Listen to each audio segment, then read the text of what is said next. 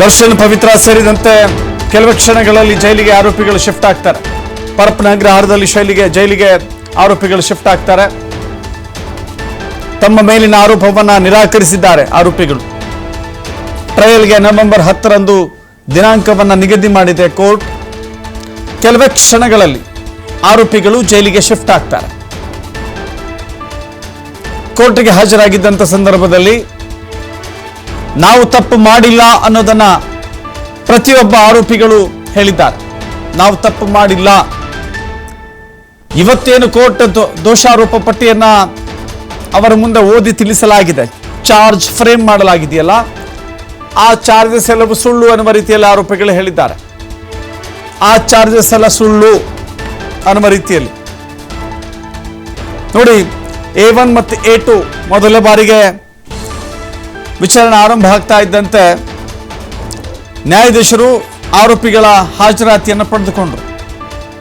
ಎಲ್ಲ ತಾವು ಸೂಚಿಸಿದಂತ ಆರೋಪಿಗಳು ಖುದ್ದಾಗಿ ಹಾಜರಾಗಿದ್ದಾರೋ ಇಲ್ವೋ ಅಂತ ಹೇಳಿ ಹಾಜರಾತಿಯ ಮೂಲಕ ಮಾಹಿತಿಯನ್ನು ಪಡೆದುಕೊಂಡ್ರು. ಬಳಿಕ ಎಲ್ಲ ಆರೋಪಿಗಳನ್ನ ಆರ್ಡರ್ ಪ್ರಕಾರ ಅವ್ರು ಹೆಂಗೆ ನಿಂತ್ಕೊಳ್ತಾರೋ ಹಂಗೆ ನಿಲ್ಲಕ್ಕೆ ಬಿಡೋದಿಲ್ಲ. A1, A2, A3 ಹೀಗೆ ಒಟ್ಟು 17 ಆರೋಪಿಗಳು ಏನಿದ್ದಾರೆ ಅಷ್ಟು ಆರೋಪಿಗಳನ್ನ ಆರ್ಡರ್ ವೈಸ್ 1, 2, 3, 4, 5 ಅಂತ ನಿಲ್ಲಿಸಿ ಬಳಿಕ ಜಡ್ಜ್ ಹೇಳ್ತಾರೆ, ನಾನು ಏನು ಓದ್ತೀನಿ ಅದು ನಿಮ್ಗೆ ಕೇಳಿಸಿಲ್ಲ ಅಂದರೆ ನನಗೆ ಹೇಳಿ ಅಂತ ಹೇಳ್ತಾ ಆ ದೋಷಾರೋಪವನ್ನು ಓದಿದ್ದಾರೆ. ಮೊದಲ ಆರೋಪಿ ಅಂತ ಹೇಳಿದ್ರೆ ಇಲ್ಲಿ ಪವಿತ್ರ ಗೌಡ ಮೇಲಿನ ಆರೋಪವನ್ನು ಓದಿ ತಿಳಿಸಿದರು. ನೋಡಿ, ಎಲ್ಲಿಂದ ಎಲ್ಲಿಗೆ ಆರಂಭ ಆಗುತ್ತೆ, ಎಲ್ಲಿ ಅಂತ್ಯವಾಗಿದೆ ಅನ್ನೋದನ್ನು ಕೂಡ ಸ್ಪಷ್ಟವಾಗಿ ಇವತ್ತು ದೋಷಾರೋಪ ಹೊರಿಸುವ ಸಂದರ್ಭದಲ್ಲಿ ಹೇಳಲಾಗಿದೆ.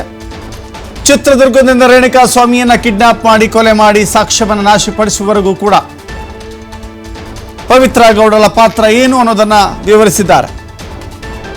ಕಿಡ್ನಾಪ್ನಿಂದ ಕೊಲೆಯವರೆಗೂ ಮತ್ತು ಕೇವಲ ಆರೋಪ ಮಾತ್ರವಲ್ಲ, ಅದಕ್ಕೆ ಸಂಬಂಧಿಸಿದಂಥ ಪೊಲೀಸರು ದಾಖಲಿಸಿರುವಂಥ ಸೆಕ್ಷನ್ಗಳ ಅಡಿಯಲ್ಲೂ ಕೂಡ ವಿವರಿಸಿದ್ದಾರೆ. ಅದಾದ ಬಳಿಕ ಪಟ್ಟಣಗೆರೆಯ ಶೆಡ್ನಲ್ಲಿ ನಡೆದಿರುವಂಥ ಎಲ್ಲ ಸನ್ನಿವೇಶವನ್ನು ಇವತ್ತು ಕೋರ್ಟ್ ಮತ್ತೊಮ್ಮೆ ತಿಳಿಸಿದೆ. ಇನ್ನು A2 ಪ್ರಮುಖವಾಗಿ A2 ಆರೋಪಿ ನಂಬರ್ 2 ದರ್ಶನ್ ಮೇಲಿನ ಎಲ್ಲ ದೋಷಾರೋಪವನ್ನು ಓದಿ ಹೇಳಿದ್ರು. ರೇಣುಕಾ ಸ್ವಾಮಿಗೆ ರೇಣುಕಾ ಸ್ವಾಮಿಗೆ ದರ್ಶನ್ ಹೇಳ್ತಾರಲ್ಲ, ನನ್ನ ಹೆಂಡತಿಗೆ ಯಾಕೆ ಮೆಸೇಜ್ ಮಾಡಿದ್ದು ಅಂತ ಹೇಳಿ ದರ್ಶನ್ ಹಲ್ಲೆ ಮಾಡಿದ್ದಾರೆ ಮತ್ತು ದೈಹಿಕವಾಗಿ ಹಲ್ಲೆ ಮಾಡಿದ್ದಾರೆ, ಮಾನಸಿಕವಾಗಿ ಕಿರುಕುಳ ಕೊಟ್ಟಿದ್ದಾರೆ ಅಂತ ಹೇಳಿ ಚಾರ್ಜ್ ಶೀಟ್ನಲ್ಲಿ ಉಲ್ಲೇಖವಾಗಿರುವಂಥ ಸಂಪೂರ್ಣ ಮಾಹಿತಿಯನ್ನು ಜಡ್ಜ್ ಓದಿದ್ರು. ಇನ್ನು ಪವಿತ್ರ ಗೌಡಗೆ ರೇಣುಕಾ ಸ್ವಾಮಿ ಮೆಸೇಜ್ನಿಂದ ಹಿಡಿದುಕೊಂಡು ಕಿಡ್ನಾಪ್ ಪ್ಲಾನ್, ಚಿತ್ರದುರ್ಗದ ರಾಘವೇಂದ್ರ ಅಲಿಯಾಸ್ ರಘು, ದರ್ಶನ್ ಅಭಿಮಾನಿಗಳ ಸಂಘದ ಅಧ್ಯಕ್ಷ ಚಿತ್ರದುರ್ಗ, ಅವನನ್ನು ಬಳಸಿಕೊಂಡು ಹೇಗೆ ಕಿಡ್ನಾಪ್ಗೆ ಪ್ಲಾನ್ ಮಾಡಲಾಯಿತು,